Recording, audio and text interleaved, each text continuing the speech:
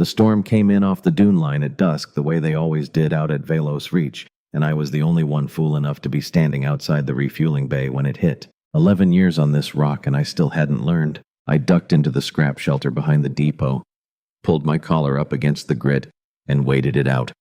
The way you wait out anything here with patience. Half asleep on your feet, counting the minutes until the wind quit trying to take the skin off your face. That's when I heard her. It wasn't a scream. It was smaller than that. A kind of broken-off sound a person makes when they've already screamed themselves hoarse and there's nothing left but the shape of it. I almost walked past. God forgive me, I almost did. Because out here you learn not to go looking for trouble in the dark. And a sound like that in a sandstorm usually means trouble. But I'd spent 22 years driving freight on 3 different moons before I came to rest here. And somewhere in those years I picked up a rule I never broke. If something's crying, you go and see. I'd come to Velos Reach 11 years back after the last of the freight runs dried up, and my knees stopped being willing to take the long hauls the way they used to. A man who spent his whole working life moving cargo across hard country develops a particular relationship with solitude. You learn to like your own company, because for months at a stretch it's the only company you've got. And you learn to notice things. Because out on the long routes, noticing things early is the difference between a clean run and a dead one. I'd buried a wife somewhere in the middle of those 22 years. Nessa. Lost her to a fever the medical relay couldn't reach in time on a moon too small to merit a proper hospital. I never remarried. Never much wanted to. Some men fill that kind of silence back up as fast as they can. I let mine stay quiet. Took the depot job at Velos Reach because it suited a man who preferred machines that made sense to people who mostly didn't. And I'd been here ever since. Keeping the fuel lines running and the transports fed and not asking much of the world beyond a roof that didn't leak too bad and work that kept my hands busy. So when I heard that broken-off sound in the storm, something in me that had gone quiet a long time ago sat up and paid attention. She was wedged between 2 stacked fuel drums behind the depot wall, knees to her chest. Arms locked around them, making herself as small as she could manage, which wasn't very small. She was maybe 6 years old. Slight even for that, with the kind of absolute stillness that doesn't come from calm. That comes from having been very still for a very long time, because stillness felt like the only safe thing left. Her skin had that faint blue undertone you see on the trade route worlds, the compact peoples along the eastern corridor. Her hair was the color of wet sand. Her feet were bare. Her feet were bleeding. When my light hit her, she flinched so hard she cracked her head on the drum behind her and made a sound, small, involuntary, swallowed almost before it happened, that went directly into my chest like a hook. I stopped moving, kept the light low, pointed it at the ground between us, not at her face. Her eyes, when she finally looked up at me, enormous. Black all the way through the way some of the eastern corridor people's eyes went. And so frightened I felt it in my own chest like a struck bell. No registration band on her wrist. I noticed that the way you notice things after 22 years of freight runs automatically without deciding to look. No band, which meant no ID, no guardian tag, no beacon. But that wasn't the part that stopped me cold. The wrist wasn't just bare. There was a mark. A thin, precise arc of healing tissue on the inside of the wrist, 2 days old at most. Even edges. The kind of line that only comes from a cutting instrument applied deliberately with care about the result. The registration band hadn't fallen off. It had been removed. Before any of this started. Before whatever had happened to her on the dune road had happened. Someone had made sure this child couldn't be found by any scanner in the system. I looked at her face. She was watching me work through this. Those enormous black eyes tracking my expression with the focused attention of someone who had learned early, and in ways I didn't want to think too hard about, that adults' faces told you what was coming before anything else did. I put what I'd seen away for later. 22 freight years teaches you that noted file had handled the immediate thing first. The immediate thing was a 6-year-old in a sandstorm with bleeding feet. I crouched down to her eye level, made myself smaller and slower. Half a ration cake in my coat pocket. Day old. Stale. Saved out of habit more than hunger. I never did learn to eat a full ration in one sitting. Not since the freight years, when you didn't know when the next one was coming. I unwrapped it slow. Kept my hands where she could see them the whole time. Held it out. She stared at the cake like it might be a trick. Then her stomach made a sound loud enough to hear over the wind, and that decided it for her. She took it from my palm with both hands, careful not to touch my skin, and ate it in 4 bites, like she hadn't eaten in days. Knowing what I know now, she probably hadn't. I sat with her until the storm broke. Didn't ask her name, didn't ask where she'd come from. Just sat. Let the storm do its noise. Let my stillness be the only quiet thing in the shelter. And somewhere in that hour, she stopped watching the gap at the end of the drums, like something else might come through it, and started watching me instead, cautious, assessing. The way you'd watch a stray dog you weren't sure yet wouldn't bite. The wind dropped in stages the way it does out here. First the howl thinning to a whine, then the grit easing off the metal roof. Then finally that strange flat silence that comes after when the whole desert seems to be holding its breath along with you. When the wind died to nothing, I said, "You got somewhere to be." She shook her head. "You got someone looking for you." That one she didn't answer at all. Just looked down at the empty wrapper in her hands like it was the only solid thing left in her world. I should have walked her straight to the way station registry. That's the law out here, unregistered minor. You report it, you let the system sort out where she belongs. I knew the law. I'd quoted it to other men myself. But I also knew what happened to unregistered kids who came through Velos Reach. I'd seen it twice in 11 years working the depot. The registry didn't sort them out gentle. The registry sold the paperwork to whoever paid for it. And out on the trade routes there were people who paid very well for a frightened child with no one to ask questions. So instead I said, I've got a cot in the back of my maintenance unit and a roof that doesn't leak much. You're welcome to both until we figure out where you belong. She looked at me a long moment. Then she nodded just once like she was making a decision bigger than her whole small body and put her hand in mine. Her name was Selah. It took her the better part of a day to tell me even that much. I kept her in the back room of my maintenance unit. Fed her what I had, not cake after that first night, but real food. Stew and bread and the dried fruit I kept for long shifts. And I didn't ask her anything she didn't offer first.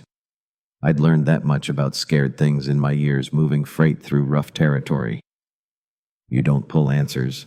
You let them come when they're ready. The first day she barely left the cot. I worked my regular shift at the depot, couldn't afford the questions a missed shift would raise, and came back at intervals to check on her, bringing what I could without drawing notice. The station administrator ran a tight log on supplies. An extra portion here and there I could explain away as waste, but I had to be careful. I kept the back room door shut and told the 2 other technicians on shift that I'd picked up a stray cat. Wasn't entirely a lie the way I figured it. She had the same wary, cornered look. By the second day, she'd started watching me work through the gap in the doorway, and I caught her once examining the tools laid out on my bench like she was cataloging them. Not touching, just looking, the way a careful mind does when it's trying to understand a place it's landed in. I showed her how the fuel coupling worked, more to fill the silence than because I thought a 6-year-old would care.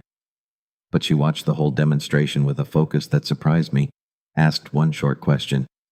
What happens if it leaks, and went quiet again when I answered. She ate carefully, I noticed, not like a starving child wolfing down whatever was put in front of her. Though she had been starving, I knew that much. But like someone who'd been taught somewhere how a meal was meant to be eaten, and was holding on to that training even now, even here, even with sand still crusted in her hair, and her whole world gone sideways. A strange kind of dignity to keep hold of in a stranger's back room. I didn't comment on it, but I noticed. There was a moment on the second afternoon I think about more than most of what came after. I'd come back to the unit between shifts and found her sitting on the floor instead of the cot back against the wall, knees drawn up, going through a small bundle of items she must have had tucked inside her ruined cloak the whole time. Things she'd kept through the storm and the wreck, and the 2 days walking the way a person holds on to small things when the large things have all gone wrong. A flat, polished stone. A length of braided cord frayed at one end. A child's drawing folded so many times the creases had worn pale lines through the paper. 2 figures holding hands under what might have been a sun, or might have been something else entirely. She caught me looking and went very still. The way she had that first night, like she expected the items to be taken from her, or mocked, or questioned. That's a good drawing, I said, and meant it. Who's that you drew? She was quiet a moment, deciding whether to answer. Me, she said, finally pointing to the smaller figure. And my mother. She traced the larger figure's outline with one finger, careful like the paper might tear if she pressed too hard. I drew it before the convoy left.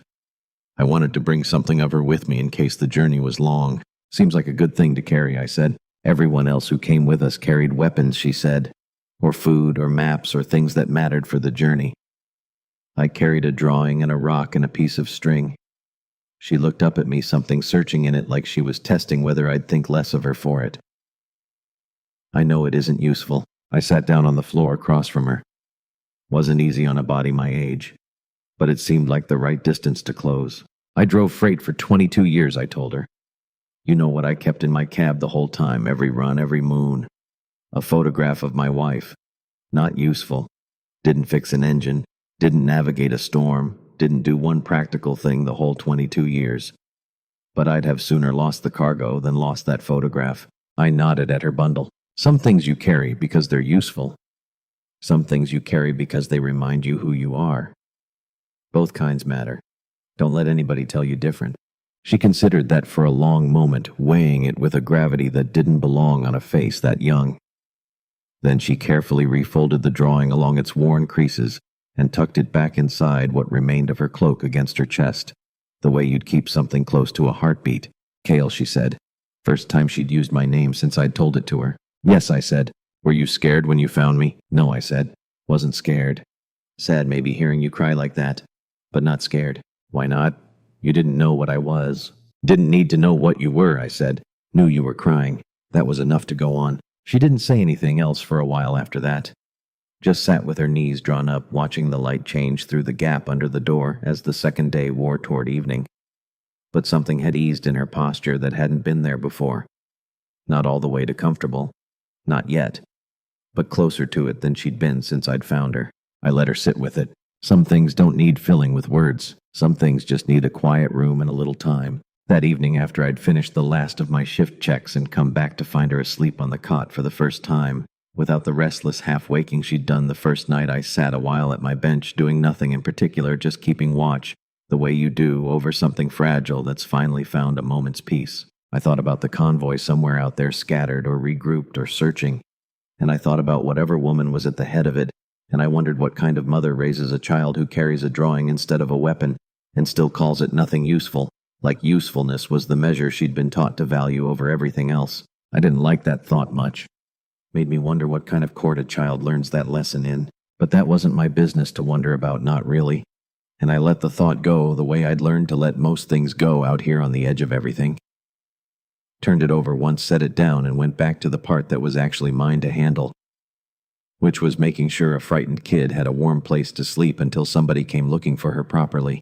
The station settled into its nighttime quiet. Dock crew changing over. The relay terminal doing its low hum. The desert outside cooling fast the way deserts do, temperature dropping until the air almost smelled like water, even though there wasn't any for a considerable distance. I was finishing my last check of the evening when I saw him. At first he just looked like a traveler. There were always travelers at Velos Reach. It was a transit stop, that was the point of it. Medium build, compact. The kind of unremarkable face that doesn't give you much to remember afterward. He was at the registry counter, talking to the night clerk about a child. I caught fragments from the shadow of the corridor. Convoy incident, Northern Dune Road.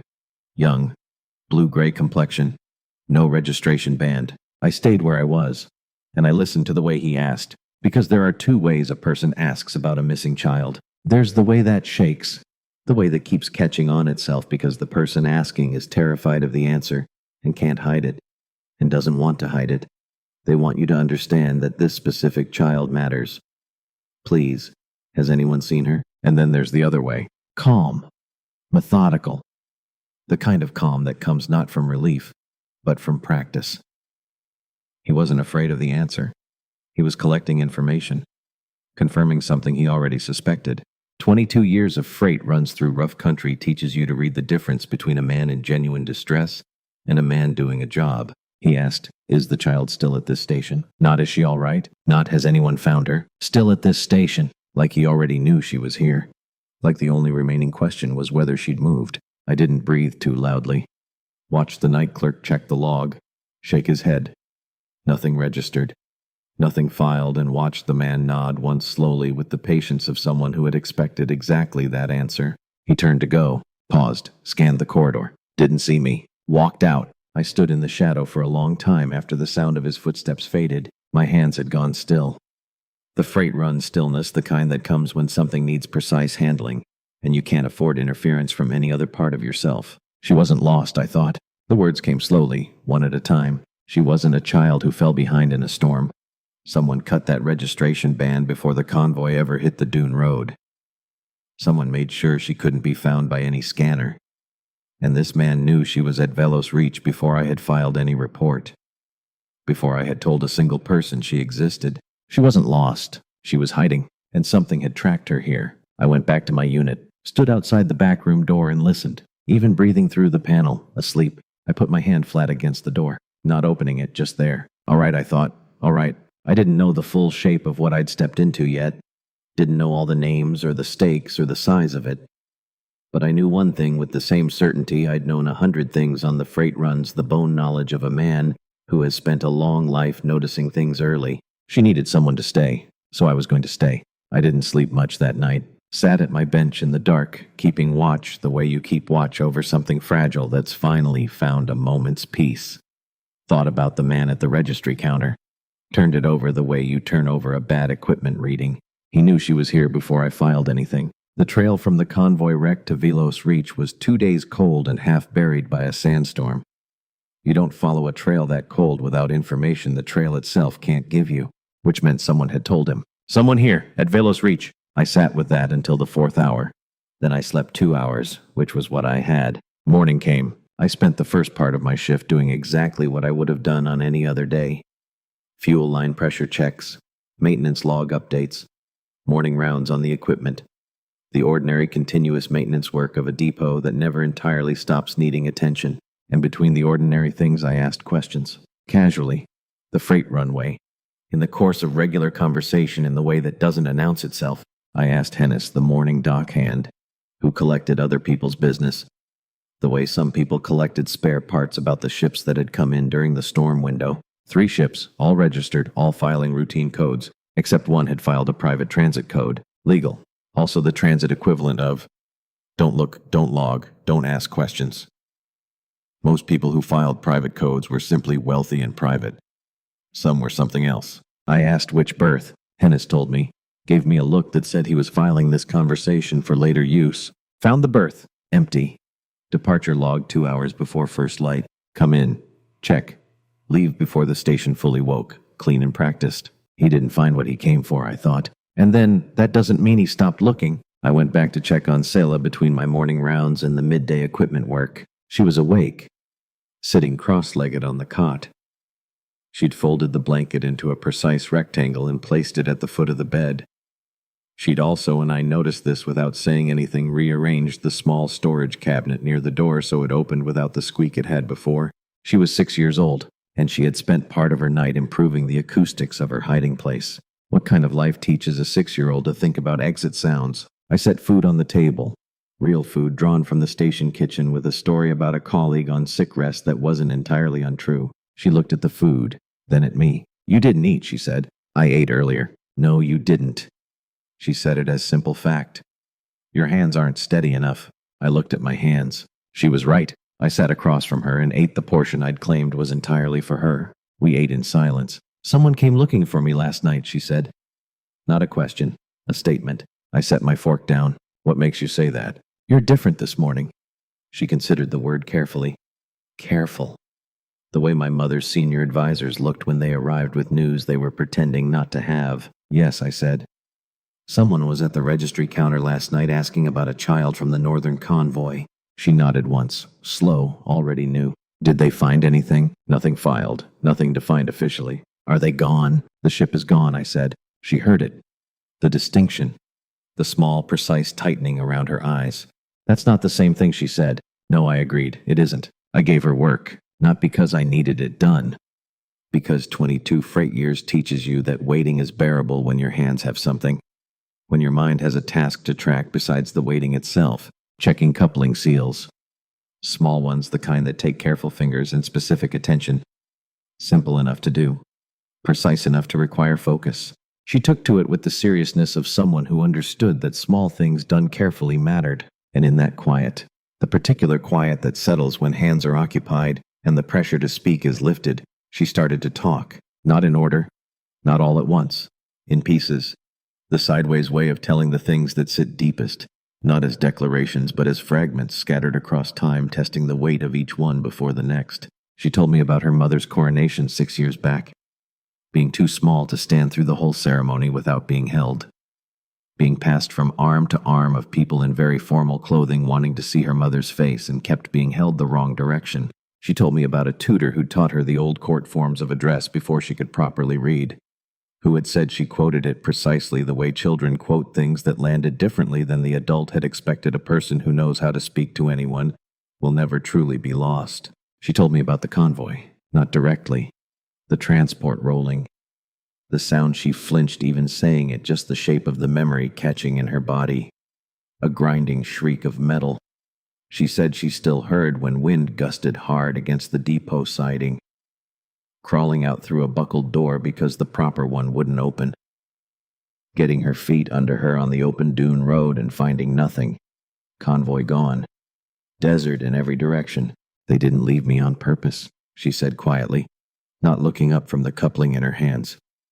There was a storm, and raiders. I understand why they had to go. Understand. Of course, I said. I waited a long time, she said, and they didn't come back. I didn't rush in with reassurance. Long freight runs teach you that too. Sometimes the right thing is to let a true thing exist in a room for a moment before you do anything about it. The instinct to immediately smooth everything over is often more about your own discomfort than the other person's need. So I let it exist, and then she told me about the counselor. She told me about him the way she'd told me about the tutor as a fact of her life. Someone constant, who sat across from her in lessons and asked questions like her answers genuinely mattered, who brought small sweets to study sessions and never once spoke to her the way some adults spoke to children, like they were a smaller, simpler version of real people whose thoughts were charming but not quite serious. He said I was a natural strategist, she said with a pride in it that had something complicated underneath. He said most people learn to think. Some people are born already doing it. What was his name? I said, carefully, quietly. She told me, Tavish Ord. I kept my hands exactly where they were on the bench, did not move, did not change anything about my face or my posture. Because 22 years of freight runs through stations where the wrong expression at the wrong moment cost you had taught me to keep my face when information arrived that I couldn't respond to yet. Tavish Ord, the man at the registry counter, the man with the practiced calm and the private transit code, and the question about whether she was still here, the man she had just described as one of the most trusted adults in her entire life, was the man hunting her. Don't show it, I told myself. Not here. Not yet. Not before she has somewhere safe enough to hear it. I picked up a coupling seal and examined it. Put it in the correct pile. Sounds like he genuinely saw something in you, I said. She nodded.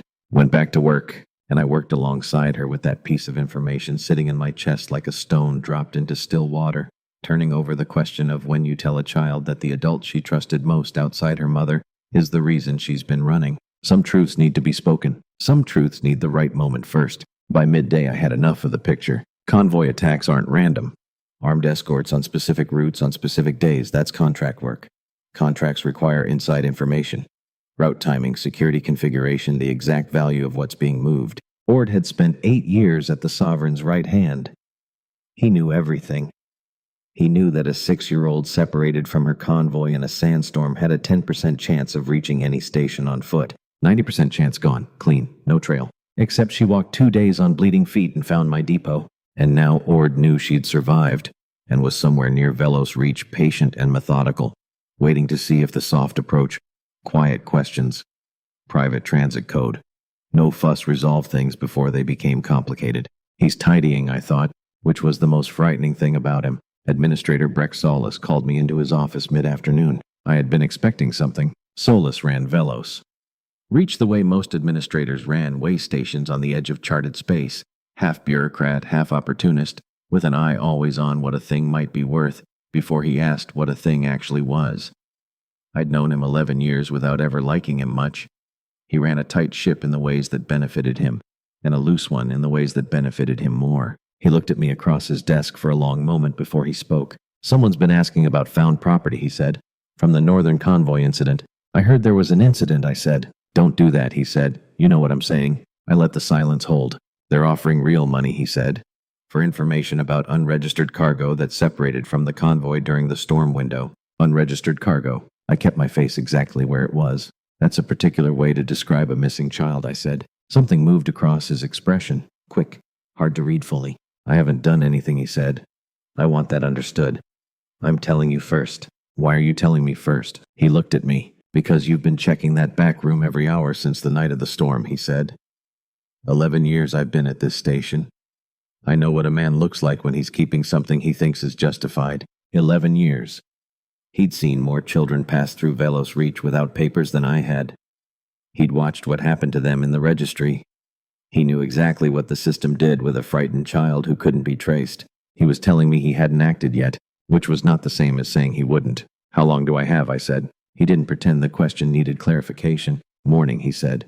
Whatever you're going to do before morning. I stood. Solus. His name. First time I'd used just his name. If something happens to her because of what goes through this station's registry. I know, he said. Very quiet. I know what's happened before. I left his office. Walked back through the station slowly. Think. No political contacts. No leverage. No line to anyone with the reach to cut through a private transit code, and a senior counselor with 8 years of a sovereign's trust behind him. What I had was a name. Mine, Kyle Morrow. Fuel depot technician, Velos Reach Station. Former freight driver, 22 years, 3 moons. Clean record. No outstanding complications. A completely unremarkable person, which was right at this moment exactly the kind of person this situation needed, because Ord operated in the quiet spaces where records went missing. The way anything goes missing quietly, unremarkably, without a specific person attached to the loss. Where it's just a clerical matter. Just a processing delay. Just a form routed to the wrong queue. What he could not quietly absorb was a public record with a named individual attached. You can make an unregistered child disappear into a side ledger. You cannot make a filed report with a named filer disappear without leaving an absence that has a shape, a timestamp, a last responsible party. I went to my bench, got out paper. Physical paper, because I wanted something legible to any eye, scannable by any system, impossible to claim as data error. I wrote it all down. My name, my station registration, date and time, physical description of the child, condition when found, the cut registration band diameter healing stage, what the cut pattern indicated about the instrument and the deliberateness of its application, her claim verbatim. Child, approximately 6 years of age, identifies herself as the daughter of Sovereign Vale Orin of the Compact. Claim unverified. Child is currently in my care pending proper contact with Compact authorities. This report filed openly and voluntarily under my name and station registration. Any irregularity in the processing or transmission of this report should be directed to the filer Kale Morrow for direct follow-up. I read it back, added one line. I am fully aware of the weight of this claim, and I am filing it precisely because of that weight. Let the record show that this child was found, was cared for, and was reported through proper channels by a named individual who can be contacted and questioned by any party with legitimate interest in her welfare. I held the paper for a moment, then I went to find Solus. He read it twice, didn't say anything for a long time after the second reading. You understand, he said finally, that if this claim is real, I understand everything about what it means if it's real. And if it isn't, then I filed a report on an unregistered minor with an unverified claim of noble lineage, which is precisely what transit protocol says to do. He looked at me steadily. He'll know, he said carefully, not using any name. Whoever's been asking. The moment this clears the relay window, they'll know. Yes, I said, and my name is on every part of it, which means any interference has to go through me visibly in a way that creates its own trail, which means whatever happens next is no longer quiet. He was quiet for a moment. That's not nothing, he said. No, I said, it isn't. He picked up the relay authorization stamp, held it, paused. I've been here 11 years, he said. Not quite to me. More to the room. To something in the room that had been sitting there a long time. I've seen children come through this registry without papers. More than you have. He stopped. I filed them through, he said. Some of them. I knew what happened after. And I filed them through. Solus, I said. He picked up the stamp, pressed it down. The seal hit the paper with the sound of something that couldn't be undone. Relay window opens in 2 hours, he said. Top of the evening schedule. Good, I said. Morrow. I stopped at the door. Be careful tonight, he said. Whatever happens between now and morning. I went back to my unit. Selah looked up when I came in. Read my face. Said nothing. Waited. I sat down. I filed a report, I said. Your name. Your claim. My name on every part of it. It goes up the relay in 2 hours. She was very still. He'll know, she said. Yes. What happens then? Then whoever receives it decides what to do with it. And whoever's been looking for you the wrong way has to decide whether they want to be visible in how they respond, whether they want their name attached to what happens next. She was quiet. My mother, she said carefully. Do you think she's actually looking? Or is she? A pause. She has many duties. I know something about that, I said. She looked at me. Nessa, my wife, she was sick for 4 months before the end, I said. I was on the dust and run when it started. By the time the relay reached me, I had 3 days of hard travel to get back. 3 days of knowing and not being there yet. I paused. I've thought about those 3 days a long time. About what it is to be moving towards something as fast as you possibly can and still not fast enough. She was watching me. Your mother has a direction now, I said. That changes how a person moves. Sella looked at the drawing tucked against her chest. When she comes, she said carefully, I'm going to ask her for an ordinary afternoon. Just one, without anyone scheduling it. Sounds like a fair thing to ask for, I said. Do you think she'll say yes? I looked at her. I think I said that a woman who is coming here with 6 warships is not going to say no to much of anything you ask her. Not for a good long while. Something settled in her face, a specific tension releasing its hold by a few degrees. She lay back on the cot and pulled the blanket up. In the 3rd quiet hour, she finally slept. I kept watch, not because there was anything left to watch against, but because some nights the watching is the thing you have to give. The sitting up while someone else gets to rest. The particular gift of staying, which sounds like nothing and costs something real that a person gives when they say you sleep. I've got this hour. I'd given that to Nessa through the hard weeks near the end. It was the thing I knew how to do. It might have been the most useful thing I'd ever learned. I should have seen it coming. I've replayed those 11 minutes many times since. The relay had filed. Ord knew the window was closing. A named public report with a named filer made quiet resolution impossible. He had to move before it reached any one position to act on it. He had to move that night. I was gone for 11 minutes. Came back to the back room and the cot was empty. The blanket was still folded precisely at the foot of the bed. Habits hold even when everything else is falling apart. But she wasn't there. I didn't run. Running announces. I walked fast, purposeful, the walk of a man who knows where he's going through the unit out the rear door into the station yard. The loading dock was quiet at this hour. Low lighting. Day shift equipment cycling down. I saw her in the open space between the fuel depot and the main building, standing very still. And across from her, crouched down to her eye level, the way you crouch when you want to look less threatening. The way I had crouched in a storm 3 nights ago was a man. Medium build, compact, that unremarkable face. His voice was low and easy. The voice of someone familiar. Someone constant. Someone who used to bring sweets to study sessions and ask questions like the answers genuinely mattered. I've been so worried, he was saying.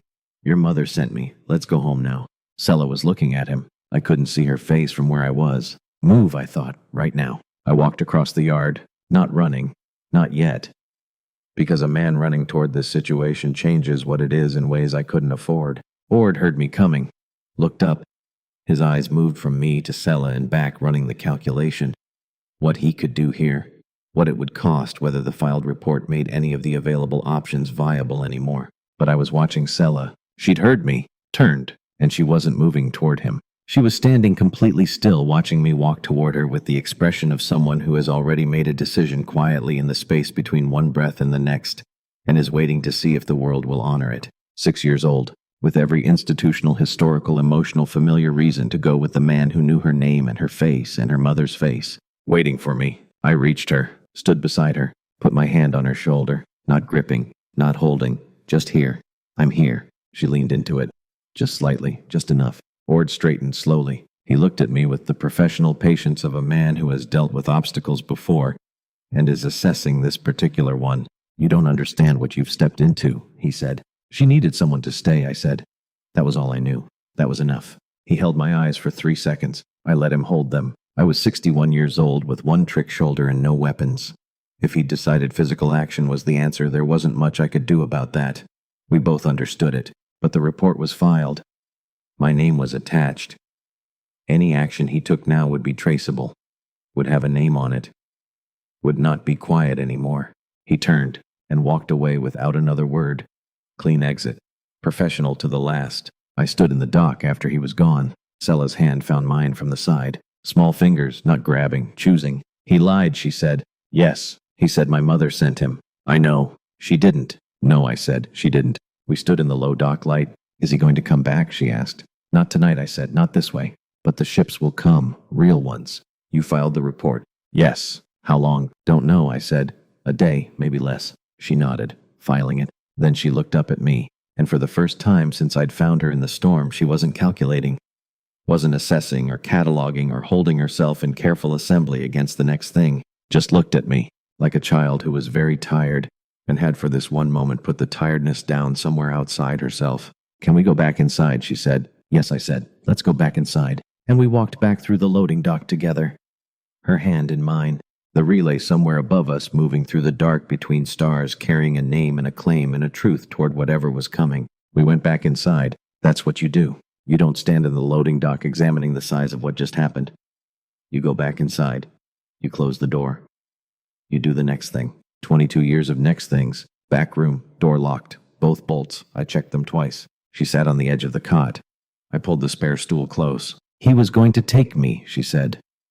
The particular calm of someone who has come through the other side of a thing and arrived somewhere quiet on the far end. Yes, he was going to say my mother sent him and I was going to believe him.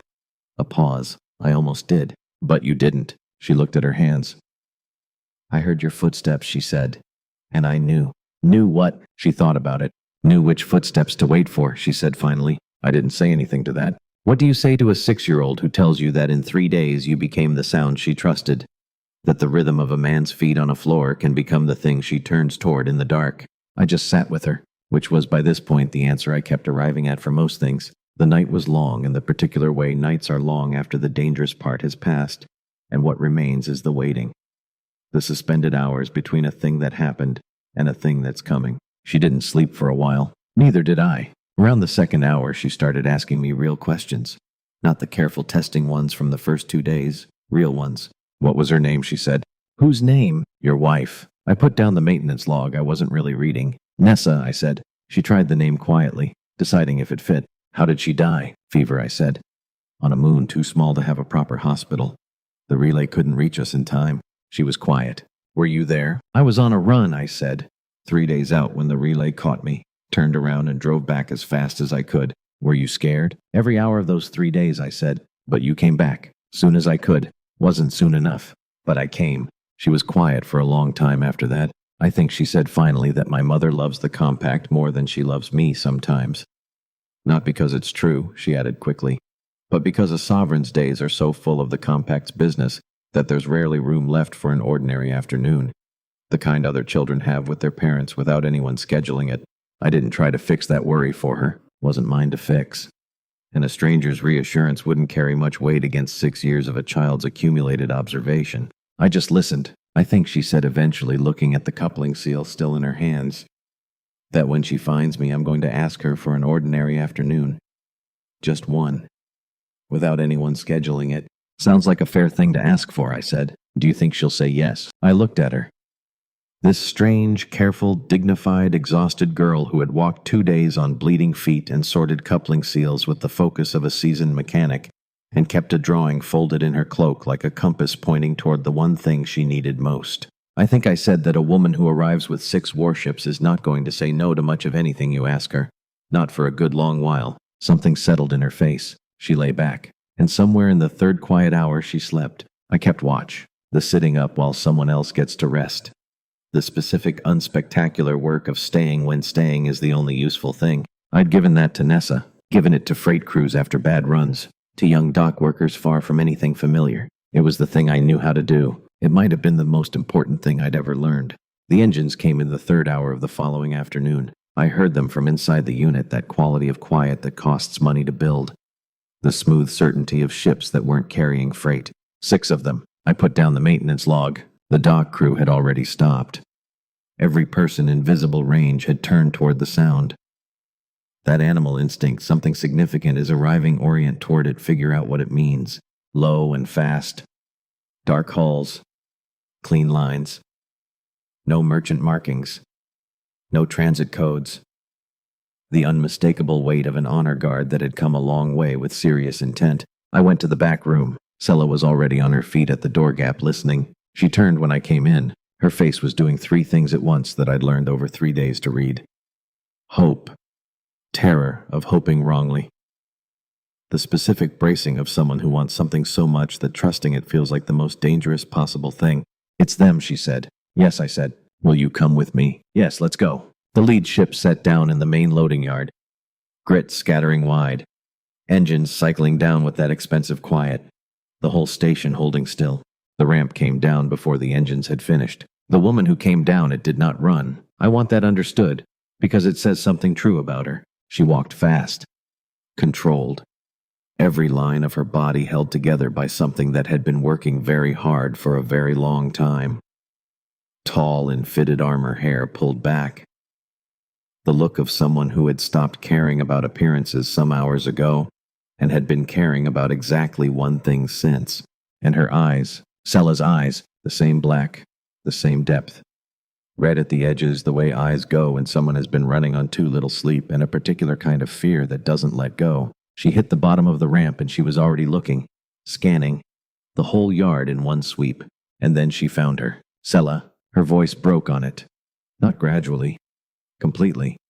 The way something breaks that has been held under too much pressure for too long. Sella ran. There is no adequate word for the sound a child makes running towards someone they thought they might never see again. It isn't crying. It isn't laughing. It's the sound of a breath held for 3 days finally being let go all at once. Sovereign Vale Orin of the Compact went down on her knees in the loading yard dirt. Armor, 6 warships, an honor guard fanning out behind her, the entire station watching. She went to her knees without 1 second of hesitation and held her daughter like she was the only solid thing left in the universe. I stood where I was. My place in this moment was exactly where I was standing. Back enough to give them what belonged to them. Present enough that Selah could see me if she looked. She looked, over her mother's shoulder, found my face in the yard. Then she pulled back just enough and tugged her mother's arm. That's him, she said, her voice carrying clear across the yard in the new quiet. That's Kale. He gave me his food before he knew anything, before I told him who I was. Sovereign Vale looked up, at me, the kind of looking that is actually trying to understand the size and shape of something. Not an assessment. Real looking. She stood, crossed the yard. The honor guard moved to flank her. She waved them back with one small practiced gesture without looking at them. That gesture told me more about where actual authority lived here than any of the armor did. She stopped in front of me. Up close, she was more tired than she appeared at distance. More human. The lines around her eyes weren't all from age. They were from the specific exhaustion of loving something so much that losing it would not be survivable, and knowing that clearly and sitting with it for 3 days. She studied my face. I let her. She tells me Sovereign Vale said finally that you found her crying in a scrapyard. And the first thing you did was feed her. Seemed like the thing to do, I said. She was hungry, storm scared. Didn't much matter to me who she turned out to be. It mattered to everyone else who passed through that storm wreckage, the Sovereign said. Something moved behind her eyes, dark and old. 3 of my own household guard were on that convoy. None of them found her. A scavenger crew found the wreck before my search party and looted it and left. My daughter walked 2 days alone through hostile terrain on a world where her face means nothing and her name means less, and the only person in this entire system who treated her like she mattered was a fuel technician with half a ration cake in his coat. I didn't do anything heroic, ma'am, I said. I gave a scared kid something to eat and a place to sleep. Any decent person would have done the same. Would they? It wasn't really a question. She glanced past me at the way station. The registry office, the board clerk.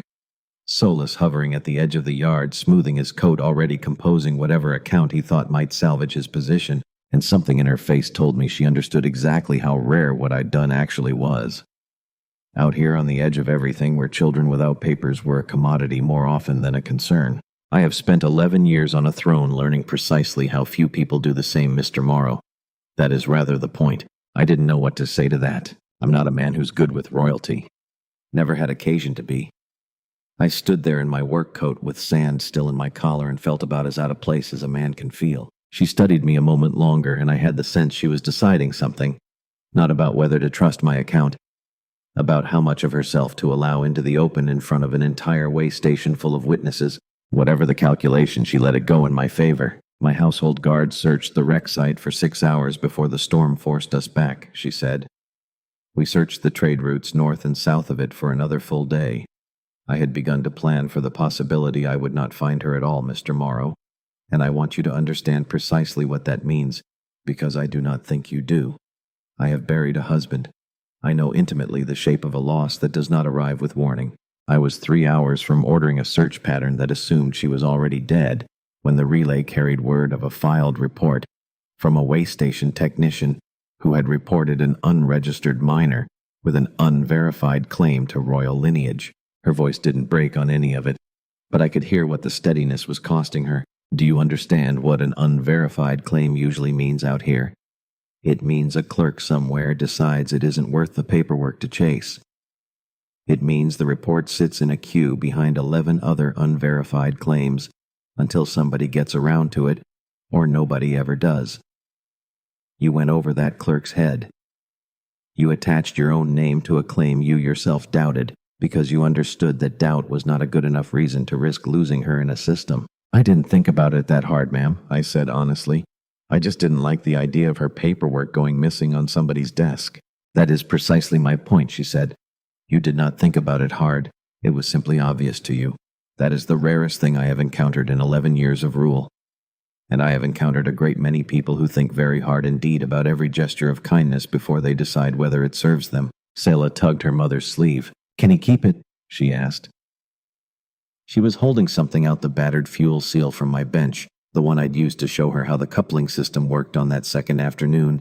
She'd kept it in her pocket the whole time, through the yard and Ord and the long night and all of it. I kept it, she said, so I would remember his hands. Sovereign Vale watched her daughter hold out that small, completely unremarkable piece of depot equipment to a man in a work coat, and something moved through her expression that I couldn't fully read. Something between grief for the 2 days she'd lost and a kind of wonder she didn't quite know what to do with. I took the fuel seal from Selah with both hands. I'll keep it on my shelf, I told her, right where I can see it. When Sovereign Vale spoke again, her voice had steadied into something more formal, more deliberate. The voice of a woman choosing words she intended to be remembered. Kale Morrow, she said. I'm not going to insult you with a reward you didn't act to earn. But I will tell you what you've done plainly so there's no mistaking it. You looked at a child who could give you nothing, who you believed was nothing but a frightened stranger, and you fed her before you asked her name. You hid her from a system that would have sold her paperwork to the highest bidder, and when she told you who she was, a claim you had every reason to dismiss, you didn't dismiss her dignity, even when you doubted her story. You reported her honestly in the open with your own name attached, so that no one could make her disappear into someone's ledger. She paused. There are men on 6 worlds I govern who would not have done what you did with half your resources and all the proper paperwork already in front of them. She's just a kid, I said. It was the only true thing I had to offer. Wasn't a hard thing to do. It is the hardest thing in the universe, the Sovereign said. It is only rare because most people make it look easy by refusing to do it at all. She glanced once at Solus still at the edge of the yard with his coat smoothed and his explanation ready. And something in her expression made the administrator go very pale and very still. She said nothing to him directly. Not then, not in front of the gathered station. But I understood watching that single unspoken exchange that whatever account Solus had been prepared to give of his own conduct would not need to be spoken aloud for her to have already judged it. She extended her hand, not a royal gesture. Just a hand offered plain the way one person offers it to another when they mean it. I shook it. Her grip was steady, steadier I think than mine. I will not uproot your life with debts you didn't ask for, she said. But Velos Reach will know from this day that it stands under compact protection, and you will have for as long as you want it an open invitation to my court, not as a subject summoned, Mr. Morrow, but as a guest whenever you choose. Selah looked up at me. There was nothing strange or old in her face anymore. Just a child relieved all the way home. Will you come visit, she asked. I expect I will, I told her. Somebody's got to make sure you're still eating your meals properly. She laughed, really laughed. The first real sound out of her since I'd found her that wasn't fear or grief. The kind that catches you before you've decided how to receive it. She put her hand over her mouth like she hadn't expected that sound to come out. And it was a good sound. The kind that makes a tired man feel like the last 3 days were worth every difficult minute of every one of them. They left at dusk. The 6 ships lifting off in formation over the dune line engines, doing that expensive quiet until they were just shapes against the last of the light, and then just the light. The way station went back to being what it always was. A scrap of fuel lines and rust clinging to the edge of an indifferent world. I went back to my unit and set the fuel seal on the shelf above my cot, where I could see it before I slept and after I woke. Solus came by my unit 2 evenings later, which surprised me. He stood in my doorway, turning his cap over in his hands like a man working up to something he didn't enjoy saying. I wanted understood, he said finally, that I'd have filed it proper eventually.